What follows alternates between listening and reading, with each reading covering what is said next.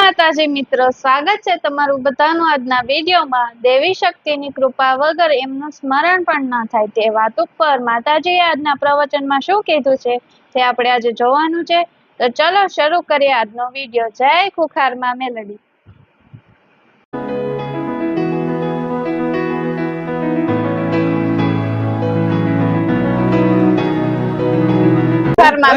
તમે મારા કરતા તમારી કુળદેવી સૌથી વધારે માનજો। 1000 વખત તમારી કુળની માતાનું નામ લેજો અને એક વખત મને ખુખાર મેલડીને યાદ કરી લેજો તોય હું રાજી છું। પણ ના 1000 વખત હું યાદ આવી જઈશ। 1000 વખત હું યાદ આવી જઈશ તો સમજી લો, ભલે તમારી ઘેર ચામુંડા બેઠી, મહાકાળી બેઠી, હરસિદ્ધિ બેઠી, ખોડિયાર બેઠી, બુટ ભવાની બેઠી, ઉમિયા બેઠી, ઈંગળાજ બેઠી, શક્તિ બેઠી, અંબા બેઠી, ગમે તેવી તમારી કુળદેવી આજે શક્તિ સ્વરૂપ બેઠી છે ને, એ જે ઘેર બેઠી ને એની એ જ અહીં શું જોઈ લેજો, અલગ નથી। જગતજનની માં આદ્ય શક્તિ સ્વરૂપ એક જ છે।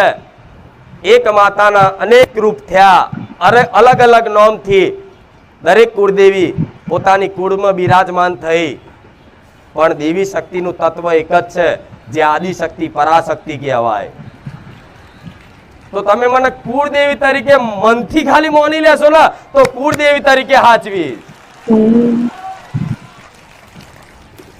હું તમારા કુળમાં ક્યારે હક નહીં કરું કે તમે મારો દીવો કરજો, તમે મને માતા તમારા ઘેર સ્થાપના કરજો, તમારા ઘેર મારી આરતીઓ ઉતારજો, તમારા ઘેર મારી પૂજા પાઠ અગરબત્તીઓ ધૂપ ધુમાડા કરજો, હું ક્યારે કહેવા નહીં આવું। બસ ખાલી મને માતા ને તમારા હૃદયમાં મારો દીવો પ્રગટાઈ લેજો તો હું મેરડી રાજી છું। કારણ વગર હું માતા યાદ આવું, કારણ વગર। હેરતા ચાલતા હરતા ફરતા ગમે તો જાઓ હું જ યાદ આવું।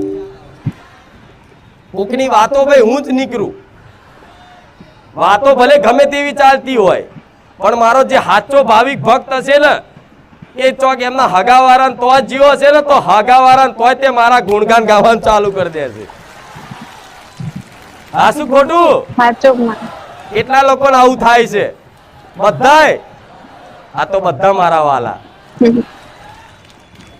કોક મિત્ર જોડે બેહો ને, એ મિત્ર તો ભલે નાસ્તિક હોય, ચોક નોકરીએ જતા હોય, એ તમારી જોડે આસપાસ બેહનારા લોકો હોય ને એ તમારથી કંટાળી જતા શું આખો દાડો ખુખાર મેલડી કરે, શું આખો દાડો રોમ રોમ કરે, થાય છે ને આવું? હા, તેનો મતલબ છે તમે મારા વાલા બની ગયા છો। તમે મને જેટલી વાર યાદ કરો છો તો એવું ના માનતા કે માં હું યાદ કરું છું, ના, હું યાદ કરું છું ને તમને, તારે તમને મારી યાદ આવે છે। નકર દેવી શક્તિની કૃપા વગર એનું સ્મરણ ના થાય, દેવી શક્તિની કૃપા વગર એનું મુખે નામ ના આવે, દેવી શક્તિની કૃપા વગર એના ધામે ના જવાય, દેવી શક્તિની કૃપા વગર એના ગુણગાન ના ગવાય। આજ 24 કલાક રાત દાડો બસ મારા ગુણગાન ગાવામાં તમારું મોઢું હુકાતું હશે ને તો ચિંતા ના કરતા, હું સોલંકી પેટીની રોમ મારી મેલડી જાગૃત બેઠી છું। જે મારી વસ્તીને હાચવું છું ને એવી રીતે દરેક મારા વાલા ભક્તોને મારી પોતાની વસ્તી જોડીનું હાચવી રાખી। ભલે તમારા ઘેર તમારી કુળની માતાનો હક નહીં લઉં, તમારી માતાઓનો જે અધિકાર છે એ ક્યારેય નહીં લઉં, ભલે 20 વર્ષે દીકરા હું માતા હાલતી પણ લટ તમારી માતાઓને હાલજો। ભલે મારી કૃપાથી મારા આશીર્વાદથી કોઈને 15 વર્ષે 12 વર્ષે દીકરો આવ્યો હોય તો એ માતા પેલા જોતા હશો, પેલા હોંભર્યું હશે કે આ માતાએ દીકરો આલ્યો ને તો એની લટ તો એ માતાને જ આપવી જ પડે। આવું પેલા બાધાઓ હાલતા ભૂવા. આ કઈક જગ્યાએ આવું ચાલતું હોય છે કે માતા કુળદેવી ઘેર બેઠી હોય અને બાધા બાબરી બીજે ચોક થતી હોય. અલ્યા વંશ વધારે છે તો તમારી કુળની માતા, તમારી કુળની માતાની રજા નહીં ને તો હું કુખાર મેળડી કશું ના કરી શકું. હા માં સાચી વાત છે કે તમારા માટે સર્વોપરી તમારી માં છે, તમારી કુળદેવી છે. એને મારા કાલા વાલા કરવા પડે, એને મારે કગરવું પડે કે ભલે તારી વસ્તીએ જે ગુનાહ કર્યા, જે ભૂલો થઈ બધું છોડ દે, તું કરુણામય છું, તું દયાળુ છે, એને મારે કહેવું પડે. તો એના કરુણામય દયાળુ કહી અને તમારી માં ને એટલી દયા જગાડી દઉં, એટલી કરુણા જગાડી દઉં કે મને માતા રજા આપી દે કે જા, આજ પહેલી વાર હું કુળદેવી મારી વસ્તી પર પ્રસન્ન થઈશું. જા મારી વસ્તીને તાર જે હાલવું હોય હાલ દેજે, પણ મારી વસ્તીને કહેજે ક્યારે મને ભૂલે નહીં. માએ તો ક્યારેય પોતાની દીકરાને, પોતાની વસ્તીને ક્યારેય માં નહીં ભૂલતી. 12 મહિને નિવેદ નહીં કરો ને તોય તમારી કુળદેવી 24 કલાક ટકુર તમારી હોમે જોઈ રહેતી હોય કે આજ મારો દીકરો મને યાદ નહીં કરતો, આજ મારો દીકરો મને મારું ભજન નહીં કરતો, આજ મારો દીકરો મારી ભક્તિ નહીં કરતો. નહીં તો હું કુળદેવી એવી માતા છું, જગતજનની આદ્ય શક્તિ છું, મારા દીકરાને ચોય હાથ ના જોડવા દઉં હું એવી માતા બેઠી છું. દેવી દરેકની કુળદેવીને સર્વોપરી મોની, ભગવાન જેવી મોની અને એને ભજી લેજો. એના માટે બધું ત્યાગ કરવાનું થાય ને તો ત્યાગ કરી દેજો. હિંમત કરજો, હું બેઠી છું.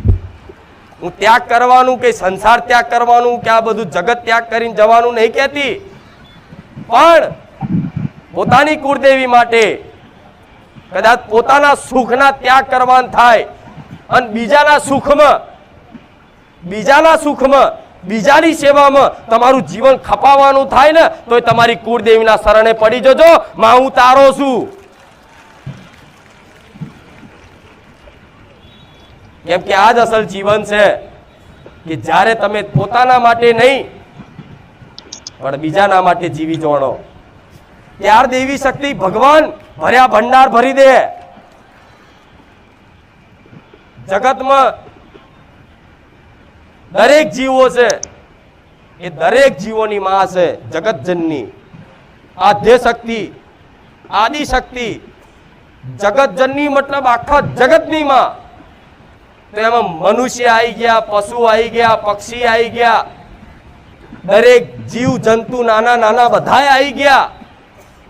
પણ જો કુળદેવીના વાલા બનવું હોય, કુળદેવીની કૃપા હેઠળ પહોંચવું હોય અને મારી જોડેથી કંઈક લેવું હોય, જીવનમાં પામવું હોય, તો હું માતા એવું કહીશ કે તમારી નજર હોમે કીડી દેખાય ને કીડી તોય જોણી જોઈને મારતા નહીં, હું કુખાર મેળડી બેઠી છું.